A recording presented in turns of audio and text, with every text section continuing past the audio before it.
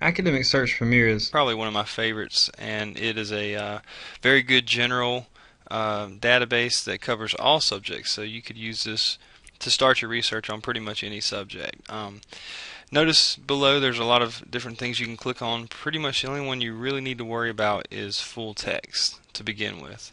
And then over here we're going to put in our search term. As an example, we'll do schizophrenia. Just as an example of a topic we might be researching in psychology.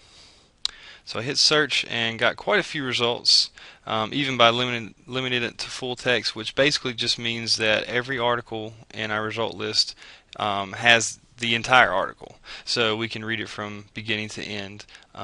If you don't click that full text box, sometimes a few of the results don't have full access. So full text is always a good thing to click. But still, this is a lot of information. So just to mention real quick on the left, you can revise or refine your search to try to get less results. First and foremost, if you notice the publication date, since probably what you'll be doing is looking at or be interested in more recent information as far as the the way schizophrenia might be diagnosed and how it's treated, we could probably bump this up to a much more recent date, so that we don't have to see articles that are from the 1920s. So I'm just grabbing this widget, we'll push it up, and we'll just do the last 5 years. So let's keep it at 2006 and see how that impacts our result list. Okay, now we cut that pretty much, actually a little over half, but we're still at 5,000. So a couple other things that you can use to refine your search, and at any point you can start looking at the titles, and if there's something that jumps out at you as of interest, then by all means go ahead and start looking at it. But otherwise, you may want to break down your search into areas. So for instance, if you wanted to look at just information on treatment, we can click that under the subject heading, and now we're down to 500 plus results, and you see here we've got information on how schizophrenia can be treated in various contexts. One thing you'll notice to the left is it tells you what type of source it is. So most of these are academic journals. Other examples of sources would be newspaper articles or magazine articles. And you see over here there is a source type option. So what you could do, because a lot of times academic journals can use pretty difficult, I guess, terminology, something that your average student may or may not be able to comprehend. Not to say that you couldn't, but just as an example, we could just limit our results to magazines. We don't really want to look at all the 50-cent words in some of these journal articles. Let's just see what's available in magazines. And again, the nice thing about that is it's knocked it down to 41 articles. So now we can look and say, all right, well,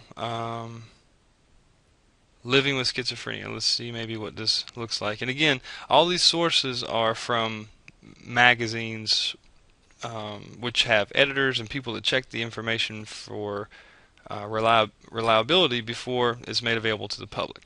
So let's click on the title here, Living with Schizophrenia. And if you notice, before we go into the actual article, it gives you an abstract, and that's just another word for a summary, so we can find out what this article is about before we jump into it and start reading the entire thing. It's kind of like looking at the back of a book before you decide whether or not you want to start reading it.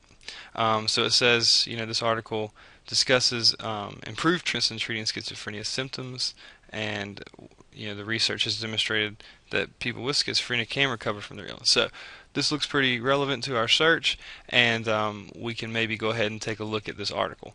Whenever you're ready to look at it, you got the full text option right there, and that's going to pop you in and let you start reading through the full thing. Just to mention, over on the right, you've got some other options to deal with.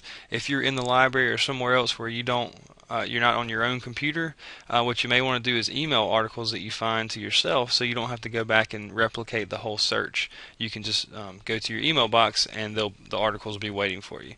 You also have the option to save, and one thing I really like is the cite option. So if you're in a psychology class, what you'll have to do in addition to writing the paper is list your sources in APA format. Well, that's probably one of the most uninteresting or unfun parts of the research process, I would say. So NC Live has made this very helpful for you. Now you can click the cite option, and depending on what your citation style is that you're required to use, it's got that information now all formatted for you. It's never 100% accurate. I would say for the most part it's got the names right, the title is italicized like it should be and all that jazz, but one glaring mistake here is that it's not double spaced, and it's not doesn't have a hanging indent. So those are two things you'd want to fix. So I always recommend to students that they go back and look over the source again with whatever APA information they have, but for the most part this does a really good job. And then of course if you're ready to look at the article itself, you can just click the HTML full text. A lot of times you'll see PDF full text too, which opens it up in Adobe Acrobat, but either way you're getting the same type of information, and then here's the article itself which you can read through.